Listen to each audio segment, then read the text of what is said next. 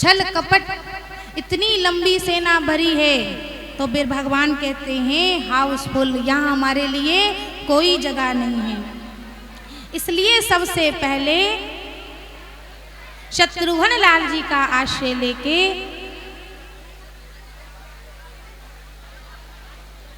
भीतर जो हृदय में शत्रु बैठे हैं उनका नाश करिए, उन्हें समाप्त कीजिए। और श्रुत कीर्ति का आश्रय लेते ही भीतर जो हृदय में शत्रु विराजमान हैं वो समाप्त हो जाएंगे। बोलिए जय श्री कृष्ण।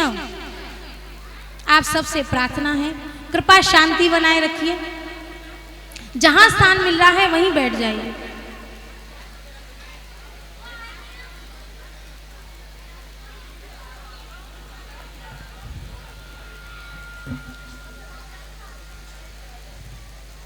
बोलो जय श्री कृष्ण।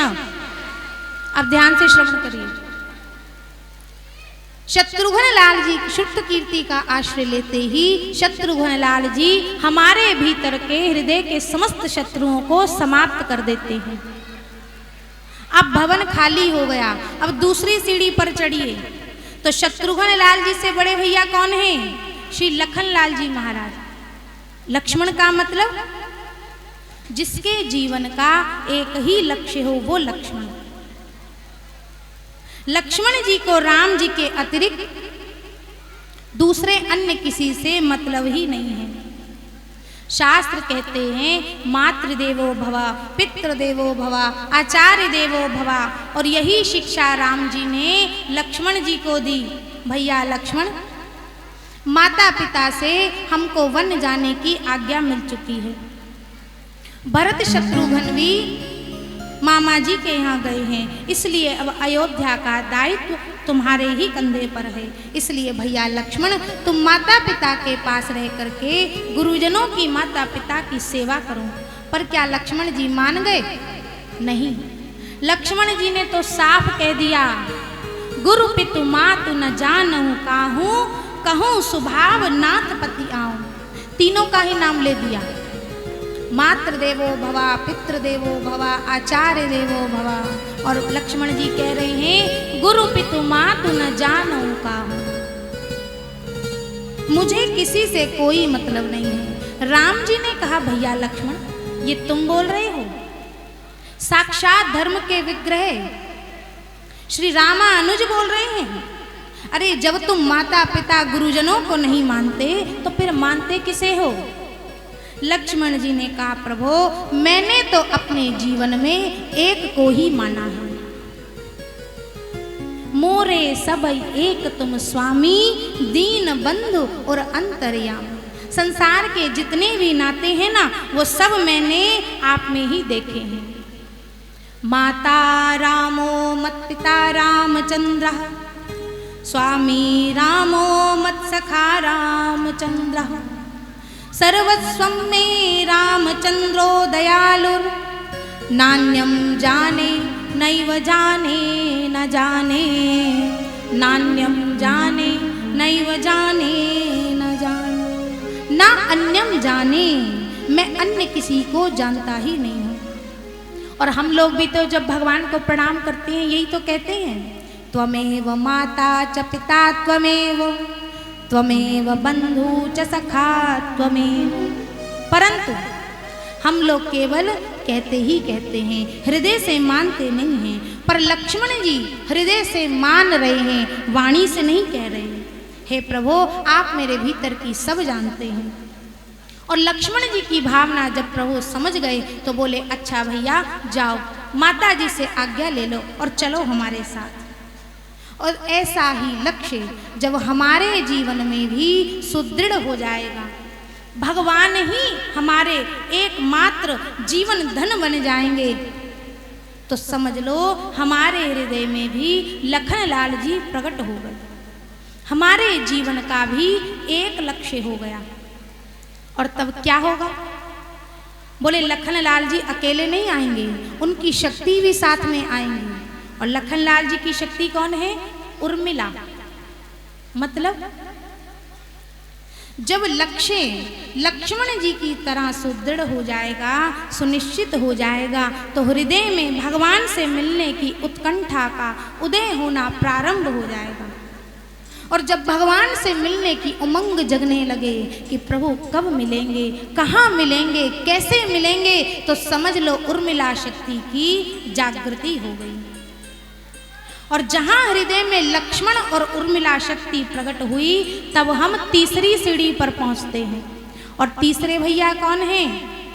श्री भरतलाल जी महाराज। भरत का मतलब भर देने वाला। तो भरत जी किससे भरेंगे? भाई जिसके पास जो वस्तु होगी वो वही तो देगा। और भरत जी कौन है? साक्षात भगवान के प्रेम विग्रह हैं। भरत जी का हृदय भगवान के प्रेम से लबालब भरा है। और जो भरत जी का सुमिरन करता है उसके हृदय को ये श्री राम प्रभु के प्रेम से भर देते हैं। पर हमारा हृदय तो अभी विषय रस से भरा है। अब इसमें राम रस कैसे भरे? लोटे में यदि खारा पानी भरा है और आप उसमें गंगा जल भरना चाहते हैं तो पहले खारे पानी को फेंकना पड़ेगा, तभी उसमें गंगा जल भरा जाएगा। तो विषय रस जो जीव के हृदय में भरा है उसे तो भरत जी निकाल देते हैं और उसके भीतर राम रस भर देते हैं। यही भरने का काम भरत जी करते हैं। गोस्वामी जी ने संकेत दिया, भरत चरित करिने तुलसी जो सादर सुनई। भरत जी का चरित्र जो नियम पूर्वक श्रवण करता है, सिया राम पद प्रेम अवश्य होए भवरस बिरती। देखिए दोनों ही काम हो गए। अवश्य होए ये शब्द बीच में आया। क्या हो अवश्य? बोले भवरस बिरती अवश्य होए और सिया राम पद प्रेम अवश्य होए। जो भवरस भीतर भरा पड़ा है वो तो निकल जाएगा और राम रस से हमारा हृदय लबालब भर जाएगा। अब हमारा लक्ष्य श्री राम जी के प्रेम से हमारा हृदय परिपूर्ण हो गया। इसकी पहचान क्या है? कैसे पता चले कि हमें भगवान से प्रेम हो गया, भगवान से प्रीति हमारी हो गई? बोले जब भरत जी की शक्ति साथ में प्रकट हो। और भरत जी की शक्ति कौन है? मांडवी। मांडवी का मतलब बोले हम राम प्रेम से भर गए हैं। इसकी पहचान यही है कि इस संसार के चराचर जीवों में हमारे हृदय में भी ऐसा प्रेम जागृत होने लगे जैसा माँ का पुत्र के प्रति होता है। इस संसार के जब जीव मात्र में हमारा भीतर प्रेम जागृत हो जाए तो समझ लो मांडवी शक्ति हृदय में जागृत हो गई। और हृदय जब राम प्रेम से भर जाएगा तो समस्त जीवों में स्वतः ही प्रेम हो जाएगा। और अब जब हम ये 3 सोपान पार कर लेंगे तब श्री राम लला हमारे हृदय में प्रकट होने होंगे रमण करने के लिए। श्री राम कौन है? राम जी का स्वरूप क्या है? जो आनंद सिंधु सुख राशि सीकर तई त्रैलोक सुपासी। सो सुख धाम राम असनामा अखिल लोक दायक विश्रामा। श्री राम जी साक्षात आनंद के सिंधु हैं। और जब हमारे हृदय में राम जी का राज्य होगा, राम राज्य जब स्थापित होगा, हृदय में जब राम जी रमण करेंगे तो हमारा हृदय भी, हमारे हृदय में भी आनंद का ही साम्राज्य होगा। परंतु जब तक शरीर है तब तक प्रारब्ध अनुसार दैहिक दैविक भौतिक ताप तो जीव को प्रभावित करते रहते हैं। परंतु भीतर जब राम जी का आनंद विराजमान होगा, भीतर जब राम जी रमण करेंगे तो दैहिक दैविक भौतिक ताप की अग्नि में जो हम तप रहे हैं उस संताप को दूर करने के लिए सीता मैया शीतल छांव बन करके हमारे सिर पर अपना कृपामय वरद हस्त रख देंगे। तो ऊपर से श्री किशोरी जी का कृपामय वरद हस्त होगा तो त्रिताप की भीतर ज्वाला जो जल रही है वो भी शांत हो जाएगी। अरे भाई धूप पड़ रही हो तो धूप को तो हम शांत नहीं कर सकते, पर छाता तो लगा सकते हैं। छाता लगाने से धूप कम तो हो सकती है। तो त्रिताप जो जीव को सता रहे हैं उनको शीतल करने के लिए श्री किशोरी जी की कृपा की छांव होगी और भीतर हमारे राम जी आनंद सिंधु बन करके रमण करेंगे तो भीतर भी आनंद और बाहर भी शीतलता, जीव शाश्वत शांति और शाश्वत सुख को प्राप्त करने में समर्थ हो जाएगा। बोले श्री सीताराम जी महाराज की। ऐसे चारों युगल सरकार चारों भैयाओं के चरणों में प्रणाम कर करके आगे चलिए अब चंद्रवंश की यात्रा प्रारंभ करते हैं। चंद्रवंश का निरूपण करते हैं, जिस चंद्रवंश में भगवान श्री कृष्ण पधारे। सुखदेव जी वर्णन करते राजन, नारायण के पुत्र हुए ब्रह्मा, ब्रह्मा के पुत्र अत्रि, अत्रि के पुत्र चंद्रमा, चंद्रमा के पुत्र बुध, बुध के पुत्र पुरूरवा, पुरूरवा का विवाह उर्वशी अप्सरा से हुआ। इनके 6 पुत्र हुए, आयु, श्रुत्यायु, सत्यायु, रय, विजय और जय। इन्हीं के वंश में आगे चल करके नहुष नाम के राजा हुए। राजा नहुष के 6 पुत्र हुए, यति, ययाति, संयाति, आयति, व्यति और कृति। सबसे बड़े पुत्र यति ने राज्य नहीं लिया, ययाति को राजा बनाया गया। महाराज ययाति के 2 विवाह हुए, शुक्राचार्य की पुत्री देवयानी से और दैत्यराज वृषपर्वा की पुत्री शर्मिष्ठा से। दोनों पत्नियों से ययाति के 5 पुत्र हुए, यदु, तुर्वसु, दुर्ह्यु, अनु और पुरु। पुरु पिता का अनन्य भक्त था। शुक्राचार्य जी के शाप से ययाति बूढ़े हो गए तो पुरु ने अपनी युवावस्था पिता को प्रदान कर दी। ययाति ने पुरु को चक्रवर्ती सम्राट घोषित कर दिया और इसी पुरु वंश में दुष्यंत का जन्म हुआ, जो जिनके बड़े प्रतापी श्री भरत जी पुत्र हुए। और इन्हीं भरत जी के वंश में रंती देव हुए, जिन्होंने सूखा पड़ जाने पर प्रजा में अपना सर्वस्व खजाना लुटा दिया। और इसी पुरुवंश में परीक्षित तुम्हारा भी जन्म हुआ है, तुम पुरुवंशी हो। और पुरु महाराज के जो सबसे बड़े भाई हुए यदु, उनसे चला यदुवंश। और इसी यदुवंश में कई पीढ़ियों के बाद एक राजा हुए देवमीड़। देवमीड़ राजा की 2 पत्नियां, एक पत्नी से 2 पुत्र हुए, अर्जन्य और पर्जन्य। दूसरी पत्नी के पुत्र हुए शूरसेन और इन्हीं शूरसेन के पुत्र हुए श्री वसुदेव जी महाराज।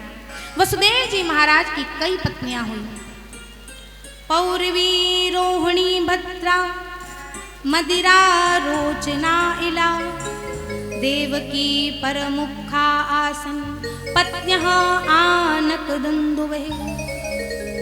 वसुदेव जी की सबसे छोटी पत्नी देवकी के गर्भ से 8 पुत्र हुए। सबसे बड़े पुत्र का नाम कीर्तिमान। कीर्तिमान से लेकर के 6 पुत्रों को दुष्ट कंस ने मार दिया। 7वें पुत्र के रूप में साक्षात बलराम जी हुए और 8वें पुत्र के रूप में साक्षात भगवान श्री कृष्ण हुए। भगवान श्री कृष्ण का अवतार तो हुआ मथुरा में, पर बधाई बजी गोकुल में। 4 वर्ष गोकुल में रहने के बाद भगवान वृंदावन धाम आ गए। 6 वर्ष वृंदावन में लीला करने के बाद भगवान अक्रूर जी के साथ मथुरा गमन कर गए। 14 वर्ष तक फिर मथुरा में ही रहे और 25 वर्ष की अवस्था में भगवान रणछोड़ बन करके मथुरा से भागे और द्वारकाधीश बने। फिर द्वारकाधीश श्री कृष्ण के 16,108 विवाह हुए। 100 वर्षों तक भगवान द्वारिका में लीला किए और 125 वर्ष की अवस्था में भगवान अपनी पूरी लीला संवरण करके परम धाम को प्रस्थान कर गए। परीक्षित तो घबरा गए, गुरुदेव हो गई कृष्ण कथा? बोले सुना तो दी राजन।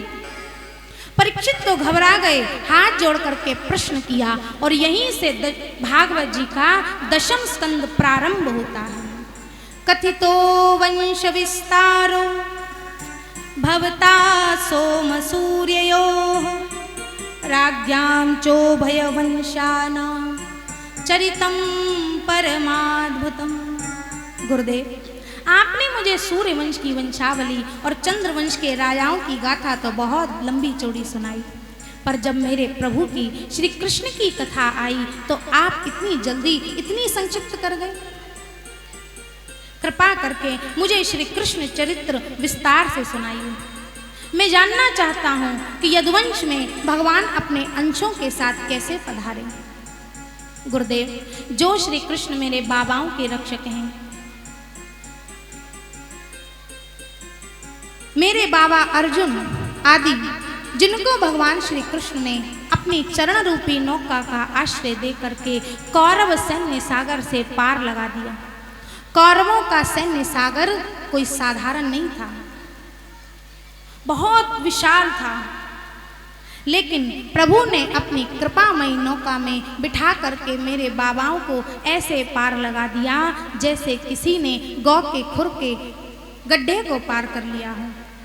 जो प्रभु मेरे बाबाओं के रक्षक हैं, और बाबाओं की बात को क्या कहूँ गुरुदेव, वो तो मेरे रक्षक हैं। अश्वत्थामा ने जब माँ के गर्भ में मुझे नष्ट करने के लिए ब्रह्मास्त्र चला दिया था, उस समय श्री कृष्ण ने मेरे माँ के गर्भ में प्रविष्ट होकर के मेरी प्राण रक्षा की।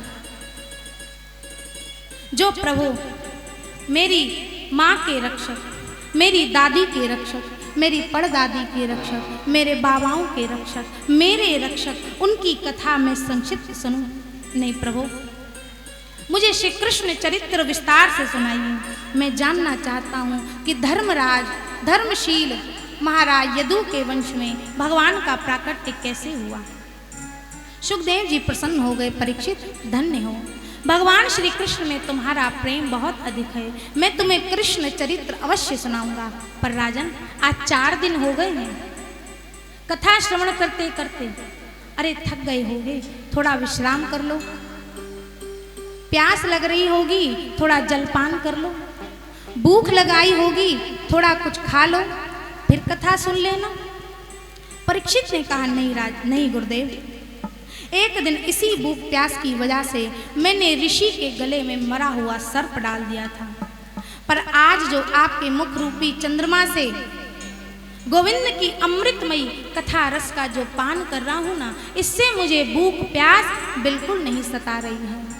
ना भूख लगती है ना प्यास लगती है, ना भूख लगती है ना प्यास लगती है। श्री कृष्ण कथा के बिना ये जिंदगी उदास लगती है। परीक्षित ने कहा, गुरुदेव, मेरे मन में अनेकों प्रकार की जिज्ञासाएं हैं। मैं ये जानना चाहता हूँ कि आपने बलराम जी को रोहिणी और देवकी दोनों का पुत्र बताया, इसकी संगति कैसे? भगवान ब्रज को छोड़ करके मथुरा क्यों गए? भगवान ने दोनों स्थानों पर कौन कौन सी लीलाएं की? जिज्ञासाएं बहुत हैं गुरुदेव, कृपा करके कृष्ण कथा मुझे विस्तार से सुनाइए। कृष्ण कथा सुनने के लिए मेरे कान आतुर हो रहे हैं। सुखदेव जी गदगद हो गए और उन्होंने भगवान का मंगलमय चरित्र कहना प्रारंभ किया।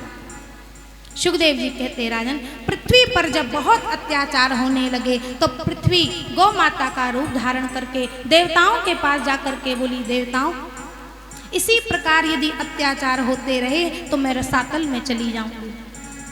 तब देवता ब्रह्मा जी के पास पहुंचे। ब्रह्मा जी सब देवताओं और माता पृथ्वी को लेकर के भगवान नारायण की शरण में गए। तब भगवान ने ब्रह्मा जी के हृदय में अपनी वाणी को प्रकट कर दिया और ब्रह्मा जी ने तदनुसार देवताओं से कहा, वसुदेव गृहे साक्षात् भगवान पुरुष पराः जनिष्यति तत्प्रियार्थम संभवन्तु सुरस्त्रियः। हे माता पृथ्वी, आप सबके कष्ट की निवृत्ति होगी। देवताओं, मथुरा में भगवान वसुदेव जी की पत्नी देवकी के गर्भ से कृष्ण रूप में अवतार लेकर के आ रहे हैं और उनकी शक्ति योग माया भी नंद जी की भार्या यशोदा के गर्भ से अवतार लेकर के आई हैं। आप सबके लिए भी आज्ञा है, अपने अपने अंश से यदुकुल में अवतार ग्रहण करें। और फिर क्या था, देवी देवताओं का मथुरा मंडल में अवतार होने लगा। कुछ देवता बंदर बने, कुछ देवता मोर बने, कुछ देवता पर्वत बने, कुछ देवता वृक्ष बने, कुछ देवता गोपी ग्वाल बाल बछड़ा बन करके गोकुल में आकर के ब्रज में आकर के भगवान की प्रतीक्षा करने लगे। मथुरा के बड़े यशस्वी राजा हैं महाराज उग्रसेन, बड़े ही धर्मात्मा, पर पुत्र हो गया कंस, दुष्ट प्रवृत्ति का, संत ब्राह्मणों को परेशान करता और एक दिन तो बड़ी क्रूर प्रवृत्ति का अपने पिता को ही इसने जेल में डाल दिया और मथुरा के सिंहासन पर स्वयं बैठ गया। कंस का राज्य प्रारंभ हुआ और इसने तो पूरी मथुरापुरी में ढिंडोरा पिटवा दिया कि मेरे राज्य में पूजा पाठ जप तप यज्ञ तीर्थ व्रत सब बंद। कंस का राज्य प्रारंभ हुआ, अनेकों प्रकार के उत्पात करने लगा। कंस के चाचा देवक महाराज की एक पुत्री थी देवकी।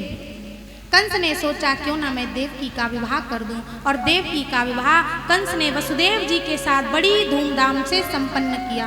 बहुत सा दान दहेज दिया, अनेकों दास दासियां घोड़े रथ। सुखदेव जी कहते राजन, और जब बहन देवकी की विदाई करने लगा तो रथ अपने हाथों से हाँकने लगा। देवताओं ने सोचा कंस का यदि इतना प्रेम रहेगा देवकी के प्रति तब तो देवकी नंदन इसे मारेंगे नहीं।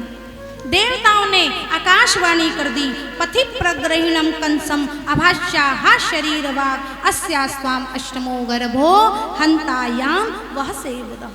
मूर्ख कंस, जिस बहन देवकी को तू इतनी प्रेम से विदा कर रहा है इस देवकी का अष्टम गर्भ तेरा काल होगा।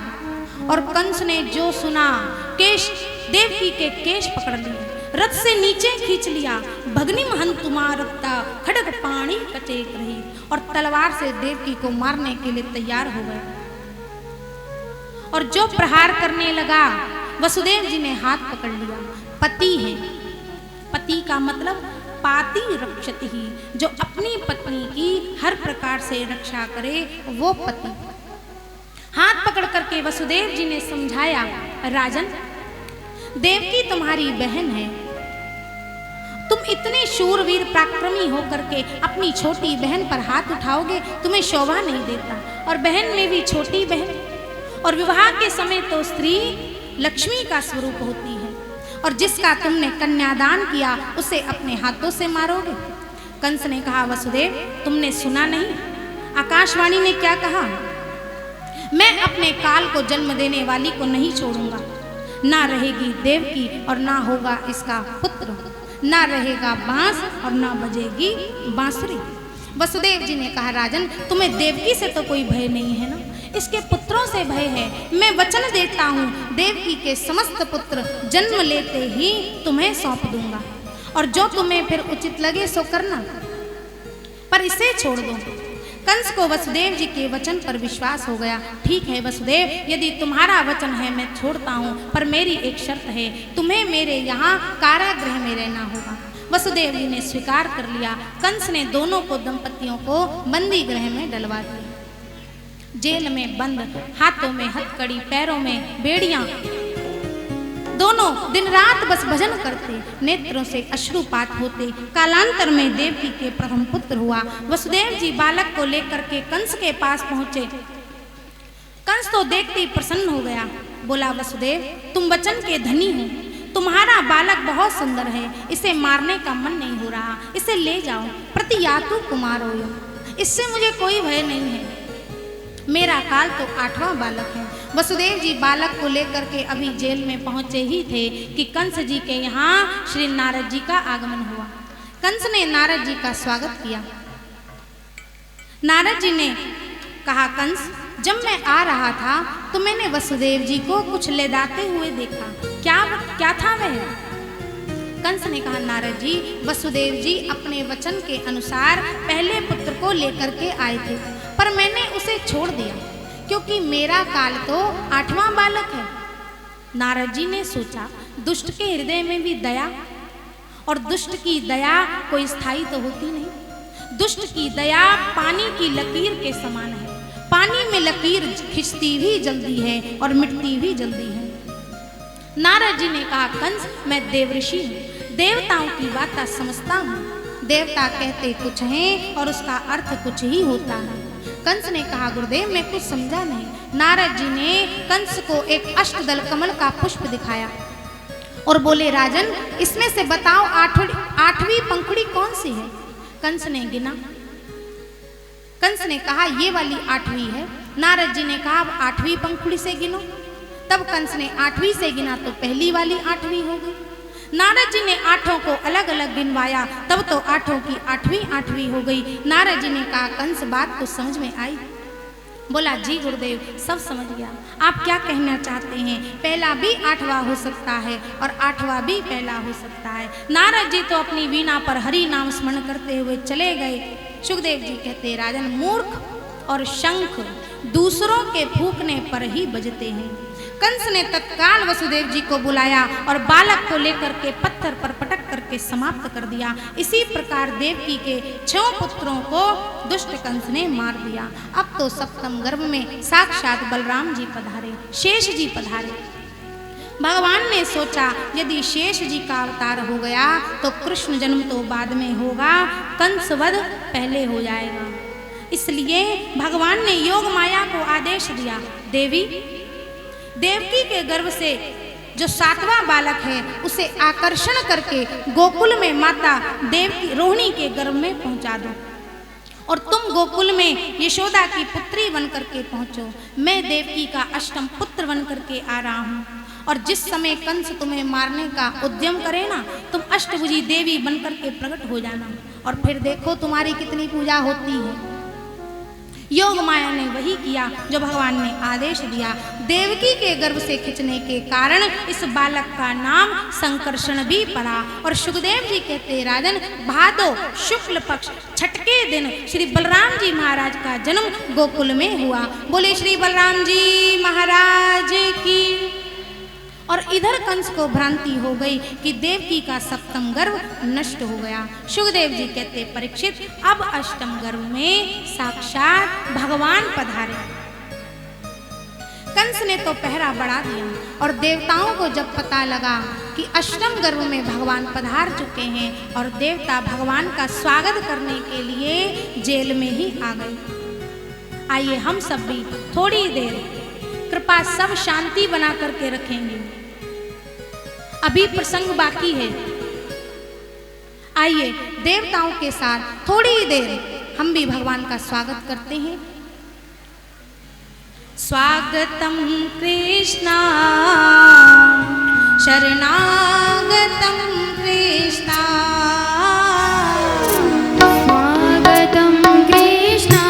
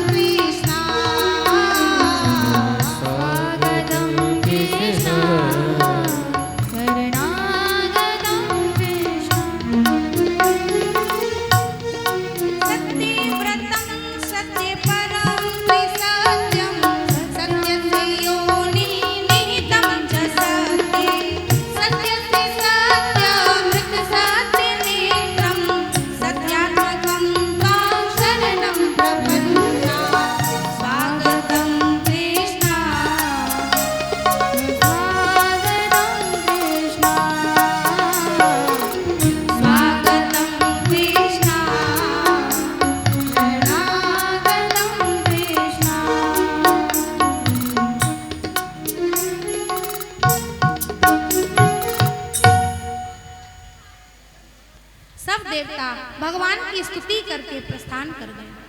सुखदेव जी कहते, परीक्षित, अब भगवान के प्राकट्य का शुभ समय आ गया।